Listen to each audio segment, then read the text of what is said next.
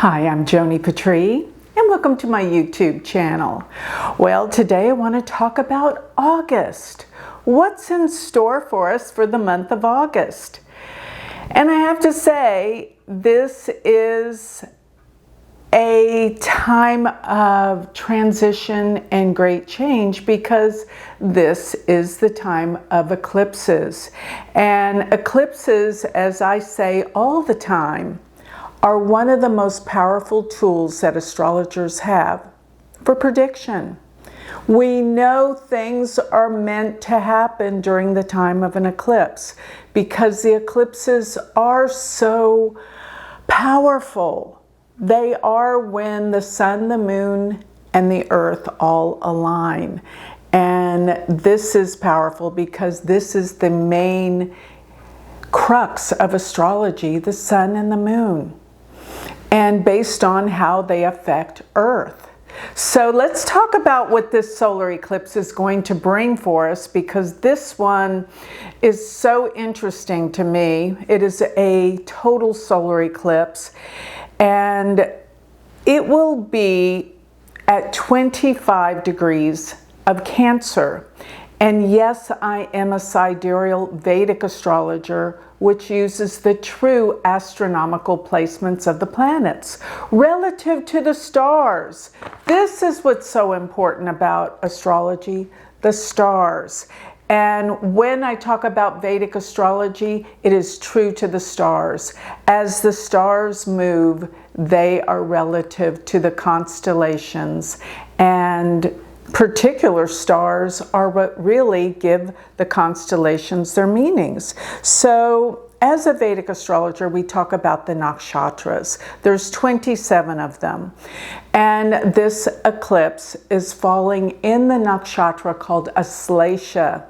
And Aslesha's symbol is the snake. So there is so many things coming up, surfacing, and even things changing in terms of the transformational change a snake actually insinuates, such as the shedding of its skin, such as the old dying off for the new to be reborn. This is what this is all about. And at the time, we always talk about Rahu and Ketu, where they are at the time of the eclipses, because they actually stand still for 3 months. It's almost like the nodes are stationing. And the degree mark is so significant. It is at 5 degrees of Leo. And the reason why this is significant is because this is conjunct the fixed star Regulus. And Regulus is the star of leaders, kings, CEOs, those that take the lead.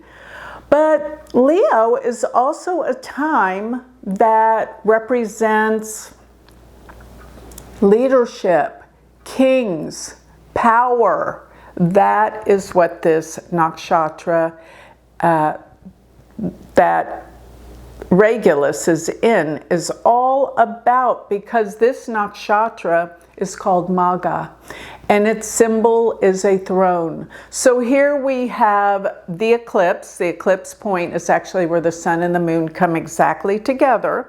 So that's when an eclipse is about, with Rahu and Ketu. So eclipses happen every 6 months. And the planets that surround it are what make these eclipses what they're all about. Jupiter is going to be in the sign of this eclipse, which means things will expand and grow. Things are big that are happening now. Jupiter is all about expansion. But going back to this eclipse per se, what we do when we follow eclipses is we look at their eclipse path. And what that means is where the eclipse is most visible on planet Earth. And it is most visible, it is going to be most visible in Greenland and Iceland and Spain. So this is where things will be really heated up and a focus will be.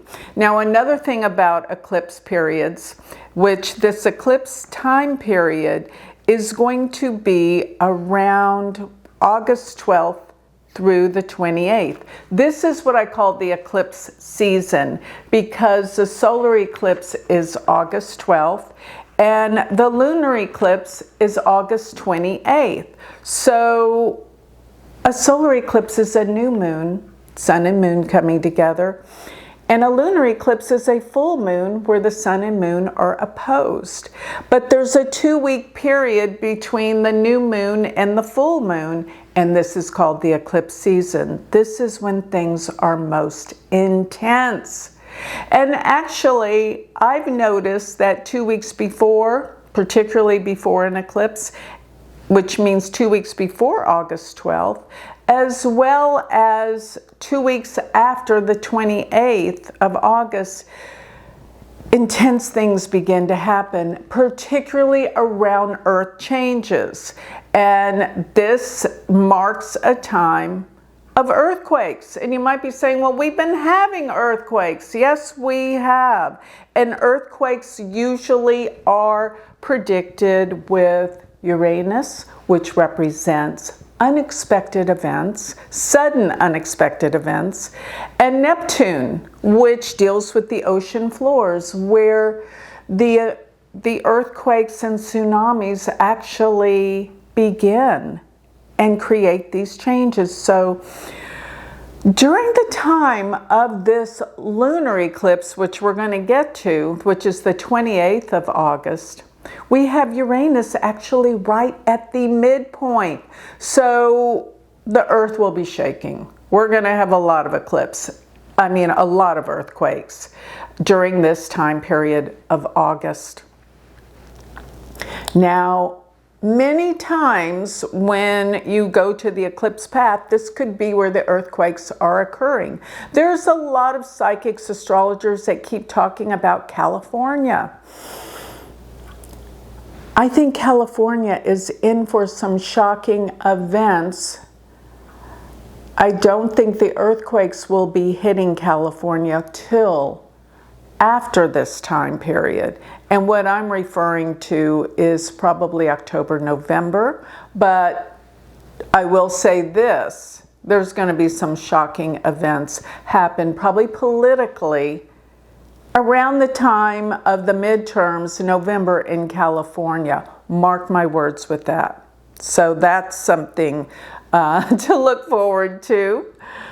But for right now, we're going through one of the most transformational times ever historically with this eclipse season. And what's going to start heating up is as Mars gets into the sign of Gemini. And Mars will be in Gemini from August 2nd to September 18th.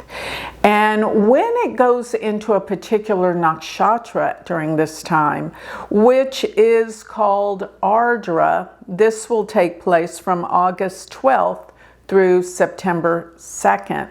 Ardra is smack dab in the middle of Gemini. Ardra is ruled by the storm god, Rudra. And Rudra deals with exactly that, heavy, heavy storms. And therefore, what I am predicting during that window of time, an incredibly intense hurricane season and violent storms, with Mars being in Gemini and that nakshatra. So another thing is that Mars being in Gemini, well, the United States chart that I use has 4 planets in Gemini. Mars represents violence and anger and can deal with war. Will we ever find peace on planet Earth? Probably never, but certain things have to happen to bring more balance into being, and that is exactly what is occurring during this time. So this is a time of major events. And here's another thing that's going on during this time. We've been talking about the Kalasarpa yoga, where all the planets are on one side of Rahu in Ketu. Well, during this time, the Kalasarpa yoga will actually be broken by August 1st. And Kalasarpa means entrapment, basically. So we've been entrapped in certain karmas and events that are bound to happen and produce the effects of what is sort of like in the domino effect of what will transpire from these karmic events. And I believe all the karmic events that have been happening for the last at least 6 months when we've been in this Kalasarpa yoga are bringing a time of balance. But it has to be first uncovering all the darkness that has been ever present, but under the surface. Now it's surfacing, and now, in order to have the peace, in order to have the prosperity, it has to come out. So there's going to be a major difficult period. I'm going to say August through November. Now let me go back to what I really think is important this month. And it is, I've been talking so much about August 22nd.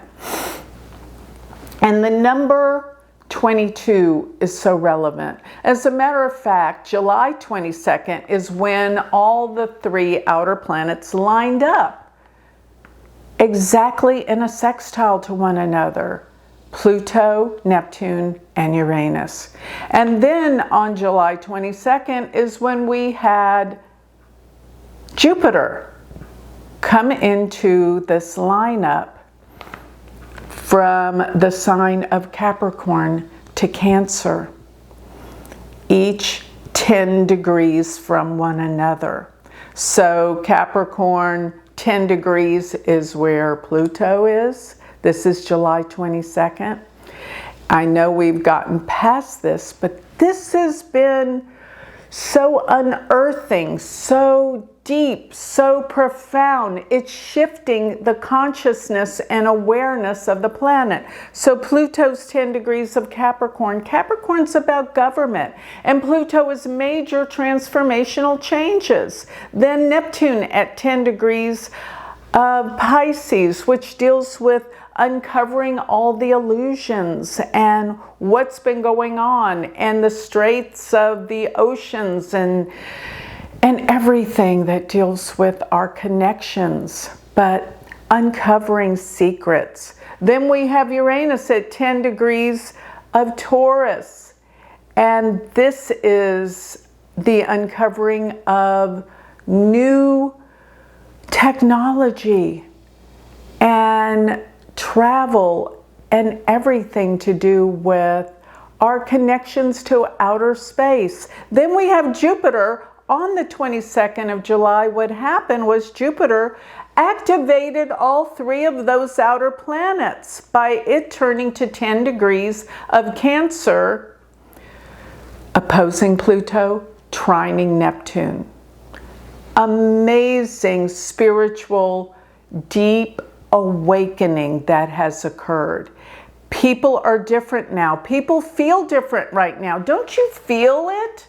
Don't you feel something different? Nothing's the same anymore.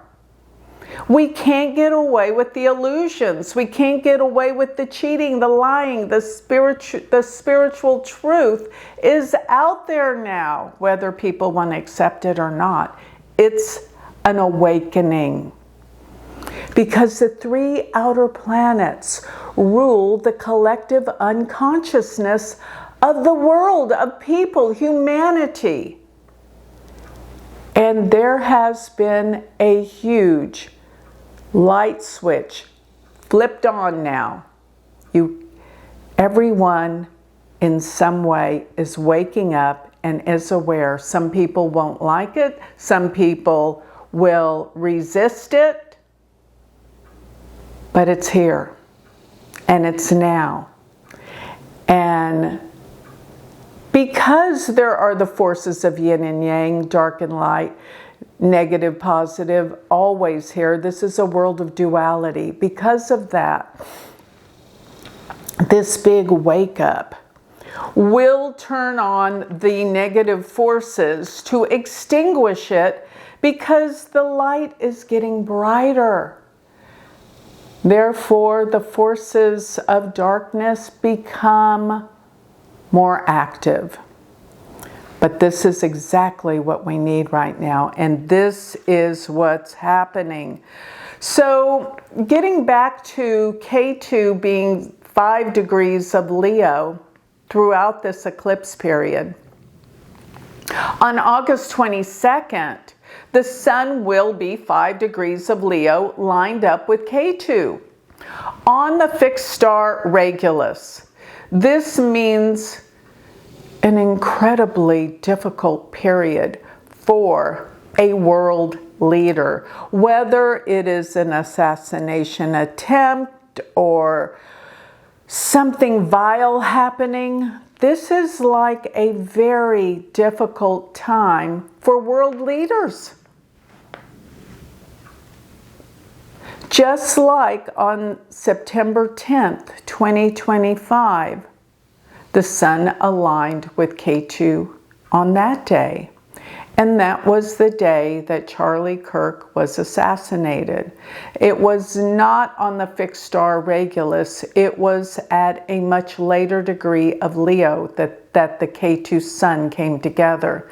Now they're together at the early degree of Leo, 5 degrees, but this time it's on Regulus, the star of kings and leaders. And this is a vile time, and something is definitely happening and brewing at this time. So watch out around August 22nd. Now, going back to the eclipse period and the big wake up, you know, every time I come into a period of eclipses, I feel different. Because what is an eclipse? An eclipse is where the light, there's a shadow, and the light is extinguished for a time. And in the darkness, always, something comes out from the past. Always. And here is another thing. There is so much energy around dealing with the past, because K2, as it is in the nakshatra Magha, which symbol is a throne, this is really powerful, because Magha is the nakshatra that deals with our forefathers. It deals with things of the past. It deals with, well, really, being guided and connected to from our heritage, those forefathers that were before us. And I believe during this time, we are being connected to our forefathers and those that went before us. So K2 will be in this nakshatra of Magha between now till November 25th, when Rahu and K2 will shift out of Aquarius, Leo, into Capricorn, Cancer. That will be an enormous shift. But until November 25th, we are being directed, we are being guided by our forefathers. Ask for guidance and you will receive it, because this is the time that everything is changing in the world in terms of leadership. This is for certain. And this month with the eclipses, we're going to see drastic things occur. So what I think K2 in Leo and in Magha are all about are learning from the past, because K2 does deal with the past. And it being in Leo deals with letting go with the old concepts of the way leaders would rule the world. Now, it's not going to be completely over the ways of the past during this time, but this is transformational and things are changing. All the things that needed to be done are coming to completion now through November. So the next thing I want to talk about is the fact that Rahu just shifted into the nakshatra Dhanishta. Now it entered into Dhanishta June 30th, and it will be there till April 21st of 2027. So Rahu shifted from Shatabhishak to Dhanishta. And this nakshatra symbol is a flute or a drum. In other words, this refers to a hollowed out instrument. But both the drum and the flute, but particularly the drum, deal with timing.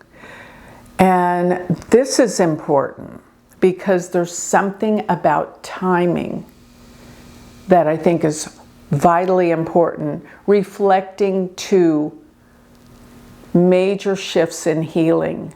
And what I am coming up with, which is something that isn't out there per se yet, is that there's something about the beat and timing, this vibrational frequency of the beat, that will deal with cures to disease. It's all about vibration, frequency, and energy for healing. And this will come about and have some major discoveries along these lines. But another thing about the hollowed out instrument is that people are feeling empty. They're feeling disconnected. And Dhanishta is one of the most difficult nakshatras for marriage. And relationships have to be addressed and looked at in a whole different light. How we relate to one another, how we connect. Because with all of technology the way it is, we're being more and more disconnected. We don't come together in person as much. We use all those devices. This is having a grave effect on relationships because we need connection in person, one-on-one, and this is getting more distant. In a way, technology is connecting us, but in another way, it's disconnecting us, and that's why we're feeling this emptiness with this nakshatra being prevalent during this time. So Dhanishta is ruled by Mars, which makes it more aggressive and harsher. And it sits between, sidereally, Aquarius and Capricorn, 23 degrees 20 minutes of Capricorn through 6 degrees 40 minutes of Aquarius. And this is a time that we must listen more to our inner rhythm. This is really the foundation of healing. If we can listen to our inner rhythm, we can heal. This is so vitally important.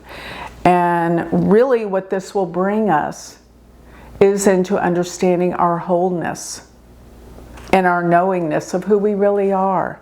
That's what I think this nakshatra is here to deliver.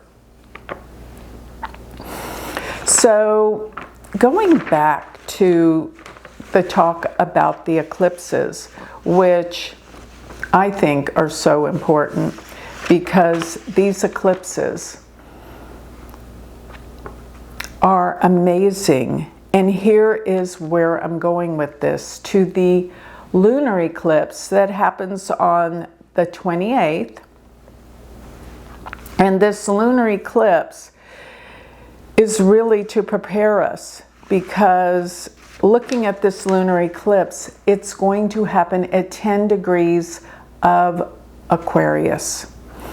And this is so important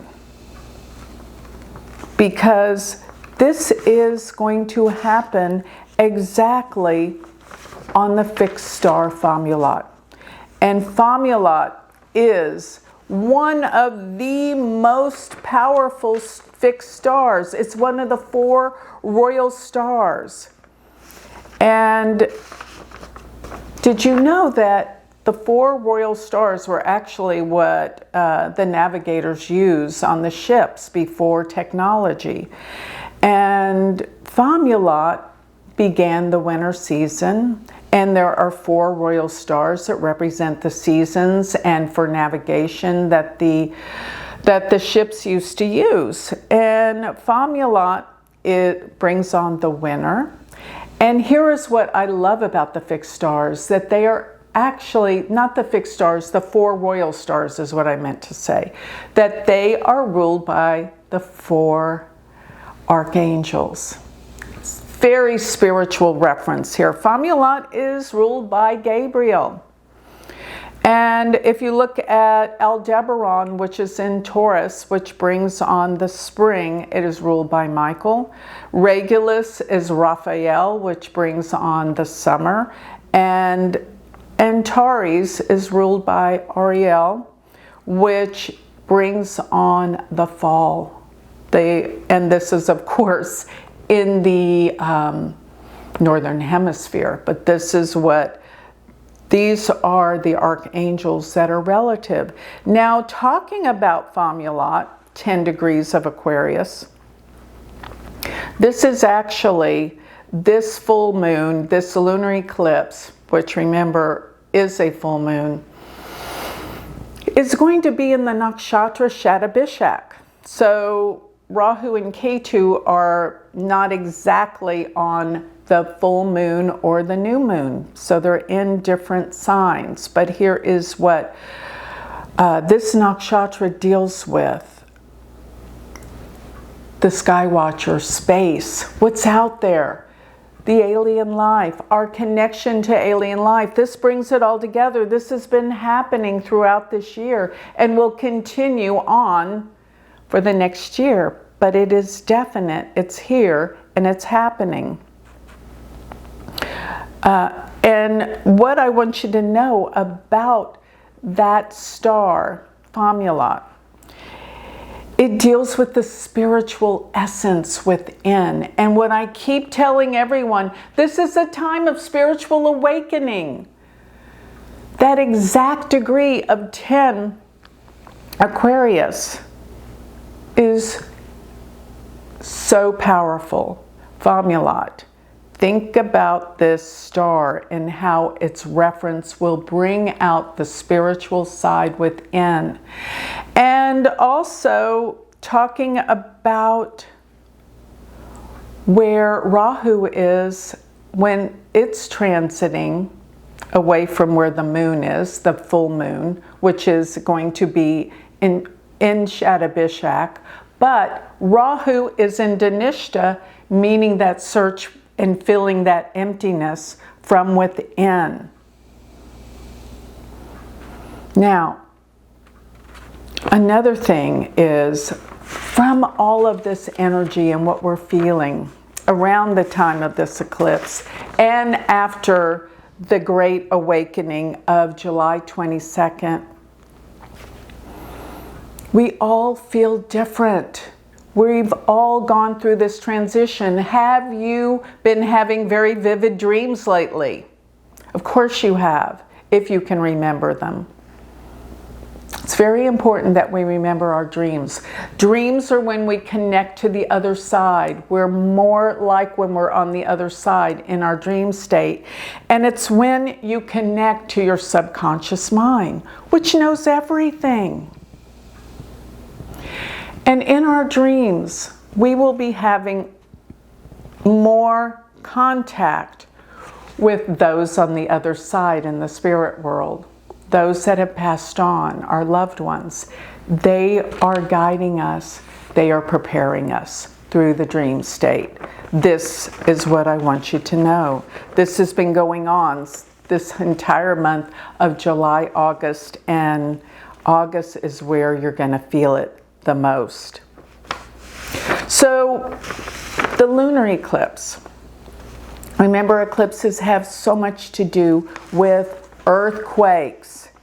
And this one is really interesting because where Rahu and Ketu are, well, they have moved on, but where the sun and the moon oppose each other from 10 degrees of Aquarius is where the lunar eclipse is, the full moon. 10 degrees of Aquarius oppose 10 degrees of Leo. But Uranus is going to be sitting around 10 degrees of Taurus. So what we're looking at is a T-square with Uranus at the midpoint. Uranus rules earthquakes. That's what's so interesting. And it was when Uranus was at the midpoint of Rahu and Ketu when the earthquake happened in Venezuela. So we're not finished with this earthquake cycle. There is more to come. Now, what I do want you to know is I don't give these readings to create fear. I give these readings to create power of understanding who you are and why you're here. And you are here during one of the most powerful times on earth. Everything happens for a reason. You wouldn't be here now if it wasn't for a specific purpose. And through the power of the mind, through the power of our will, through our higher consciousness, we are here to help others evolve. That's what's happening during this time. We all came here to evolve together for the evolution of humanity. This is incredible. And so what I want you to know is, through the help of our forefathers, through our dreams, through the help of understanding why you're here right now, it is not a time to be fearful. Because if you're not fearful, there's nothing to be afraid of. You will be fine. But those that live in fear will attract fearful events. And living in fear is not living. Live wholeheartedly. Love everything. Help everyone evolve along with you. Open the door to this higher consciousness and what is happening. And you will be doing exactly your purpose and your mission for this time on earth. This is a very exciting time to be alive. And you're here for a specific purpose, as I've been saying, to help evolve out of the old into the new, into a period of higher consciousness. And with this, you will be bringing joy and happiness to others, to recognize what is truly this world is about right now. And I have to say this, that right now is the most significant time to be alive on the planet. So with this, if you want to get a total transcript of all of this, go to my website, galacticcenter.org, and you will get everything I just spoke of, dates and times, outlined in a free email in my newsletter. And you've got to know the Galactic Planner is all of my work. My 45 years of work of astrology has gone into this app to help you and give you guidance throughout every month and every day of your life. So if you're wondering how to get the Galactic Planner, go to galacticplanner.com. You will love it. And if you have interest in learning Vedic astrology, my God, I have the most explicit school in the world right now for Vedic astrology. You can become my student. Go to universityofvedicastrology.com, and we are starting semester 1 again. Get on the bandwagon and let's do it all together. Learn astrology, give guidance, and help one another. Thank you.